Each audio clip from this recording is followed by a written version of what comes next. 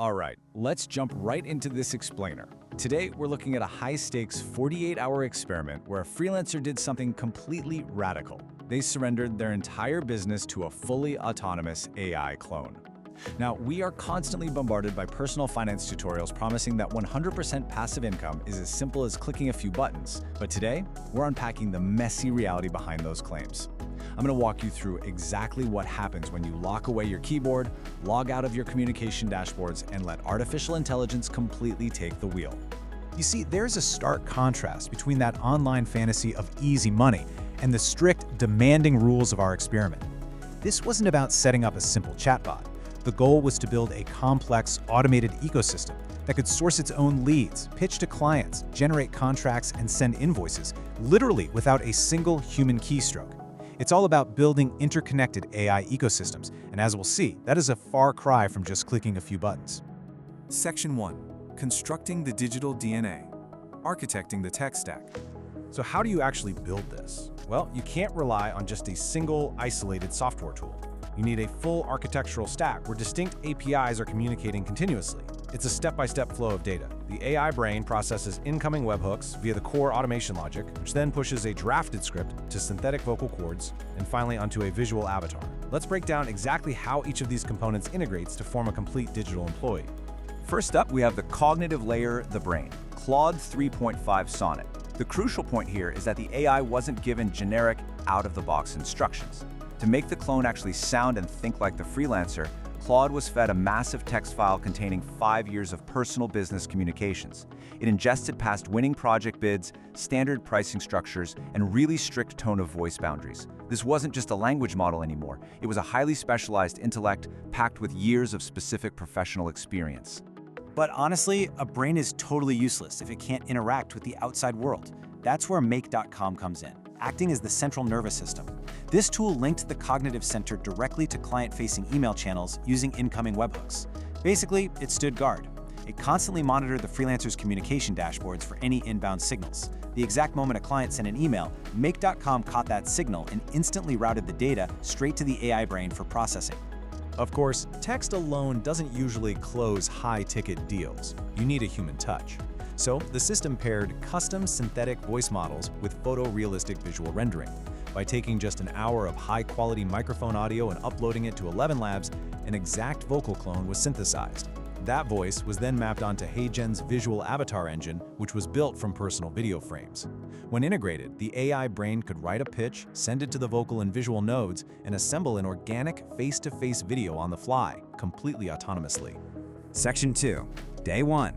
The inbound influx and first retainer. Okay, so at 9 a.m., the automation loops were initialized. Within just 3 hours, a real estate enterprise reached out. In this super high-energy sequence, the Make.com framework triggered instantly. The AI didn't just say hello, it actively reviewed the prospect's public web presence, diagnosed 3 specific flaws in their current marketing funnels, and formulated a comprehensive strategy outline. It then forwarded that script to the avatar rendering node.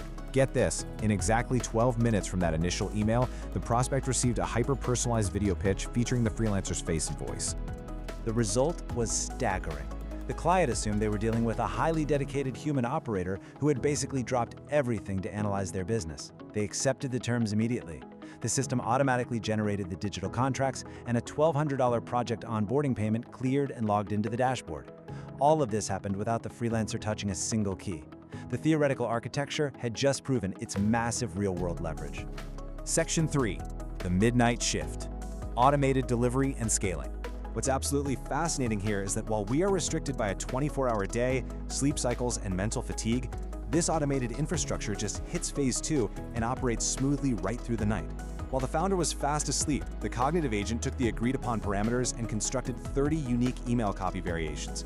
Connected via API to Google Docs, it assembled the assets, proofread them against historical brand standards, and scheduled the final delivery for 8 a.m.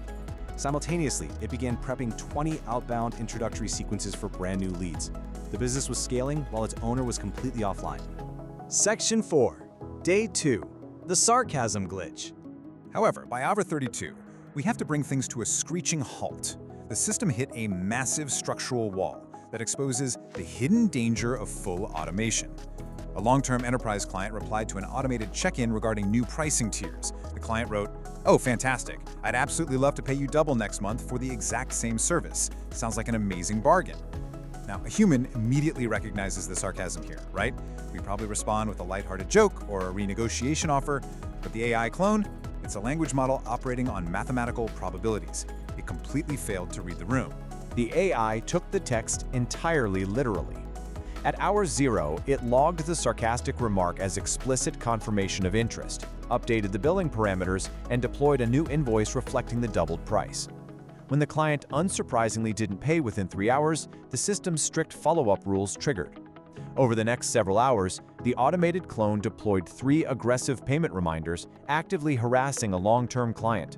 Why this matters is simple, and it's the exact lesson those passive income tutorials deliberately conceal. This single semantic misunderstanding almost destroyed a partnership worth tens of thousands of dollars. The freelancer had to log in, perform an emergency manual server override, kill the workflow block, and do some serious damage control to save the relationship. It absolutely proved that artificial intelligence lacks genuine social intuition. Section 5. The resolution. Human-in-the-loop safeguards. This brings us to the core economic realization of this explainer. Letting an unsupervised AI handle customer relationships solo is a structural trap. The winning blueprint for the digital economy is human-in-the-loop optimization. The goal isn't total automation. It's an 80-20 split, where AI handles 80% of the raw structural busywork, and humans reserve 20% of their bandwidth to act as guardrails and protect relationships. Here's how you actually implement those guardrails. You let the software act as a hyper-efficient assembly line for cold data collection, raw draft formulation, and scheduling. But, and this is vital, you place a manual human checkpoint right before any content is sent to a client or any pricing data is finalized. You act as the strategic editor. This specific workflow allows you to scale your production capacity by 10x without ever risking your professional credibility on an algorithmic misunderstanding. Looking at the final ROI and takeaways of this 48-hour experiment, that $1,200 in gross revenue definitively proves the sheer leverage of an interconnected AI architectural stack. You can absolutely build systems that work while you sleep, but it also stands as a stark cautionary tale. Automation without human editing is incredibly risky business. So, keeping this human-in-the-loop framework in mind, I want to leave you with a question to ponder. Look at your own workflow. What is one repetitive, time-consuming responsibility you would hand over to a digital clone today? Think about how you could apply this architectural stack to your own life, carefully balancing automation with that essential human touch. Keep learning, keep building, and I'll see you in the next explainer.